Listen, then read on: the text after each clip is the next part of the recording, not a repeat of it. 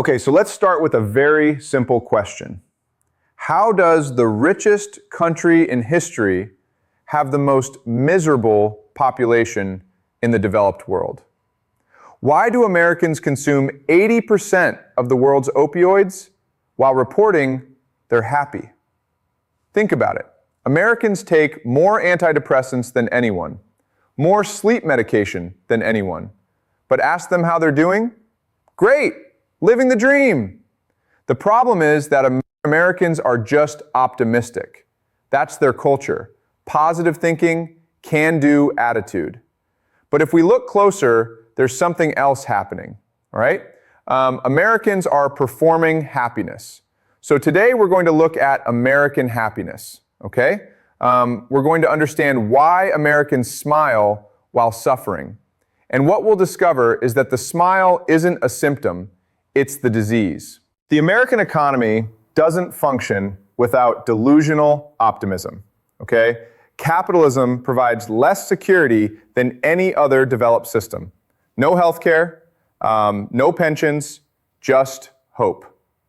Workers accept exploitation because they believe they'll be rich someday, okay? Students accept debt because they believe in future earnings. Patients accept medical bankruptcy because they believe in recovery. The pharmaceutical industry perfects the system, okay? If you can't genuinely smile, take SSRIs. Can't maintain performance, take stimulants. Can't sleep from anxiety, take sedatives. The drugs don't create happiness. They enable the performance of happiness. Chemical costume for emotional theater. All right, why Americans don't protest exploitation? They're too busy performing satisfaction, okay? Why do Americans don't demand health care? Admitting need admits failure. Why Americans don't build solidarity? Everyone's performing solo success. The Great Depression broke the performance. Suddenly, everyone admitted suffering, and America got the New Deal. The 1960s broke the performance, acknowledged racism and war, got civil rights and Vietnam withdrawal. Every time Americans stop smiling, progress happens. Every time they start again, progress stops. But the problem is that America doesn't just require happiness performance from citizens. America requires it from the world. American exceptionalism means everyone must validate American happiness. Point out American suffering, you're anti-American, okay? This explains American foreign policy. Not spreading democracy, spreading the happiness myth. Every American intervention promises to deliver American-style happiness. When it fails, America doesn't admit failure. It declares victory and leaves. Afghanistan is free. Iraq is democratic. Mission accomplished. Smile for the cameras. Okay. American capitalism needs optimistic workers. American democracy needs hopeful voters. American empire needs confident citizens.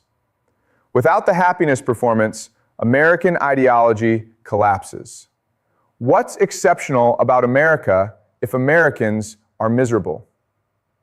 The breakdown manifests everywhere. Mass shootings, American rage breaking through American smiles. Opioid epidemic, American pain refusing American positivity. Political extremism, American desperation abandoning American optimism.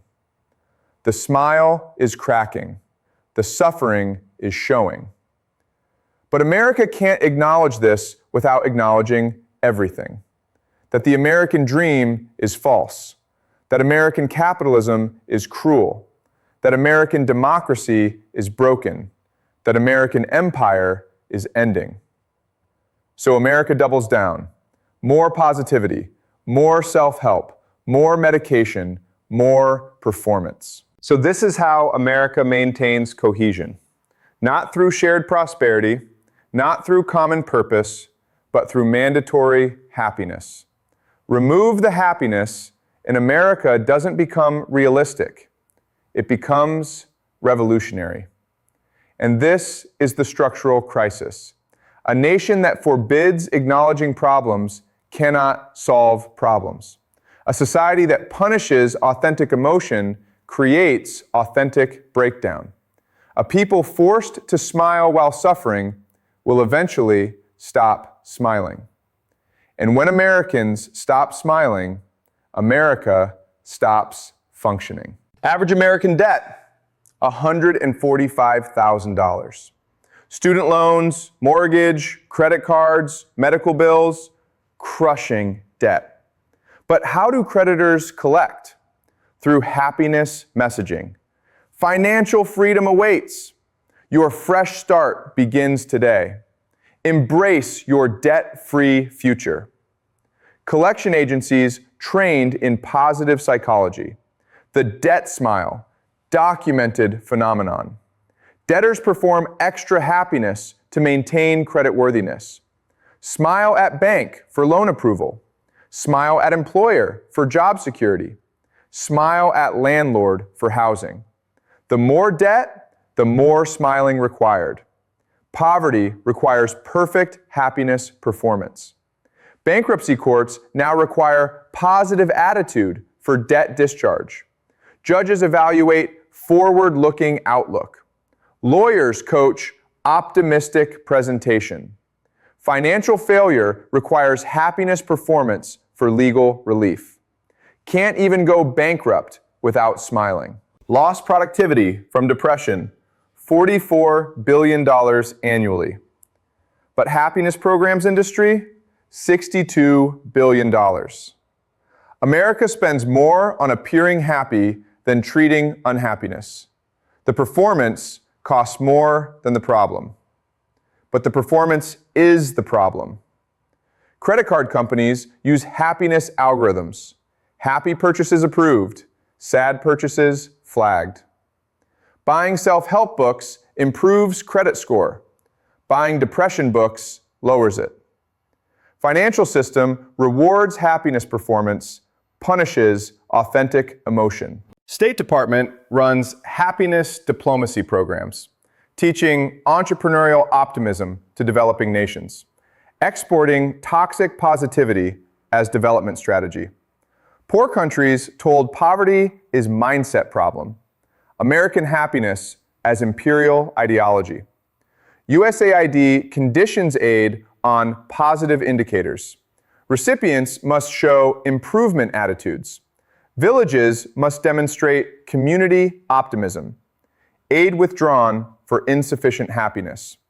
Structural adjustment through smile enforcement. World Bank ties loans to happiness metrics. Countries must report increased life satisfaction for continued funding.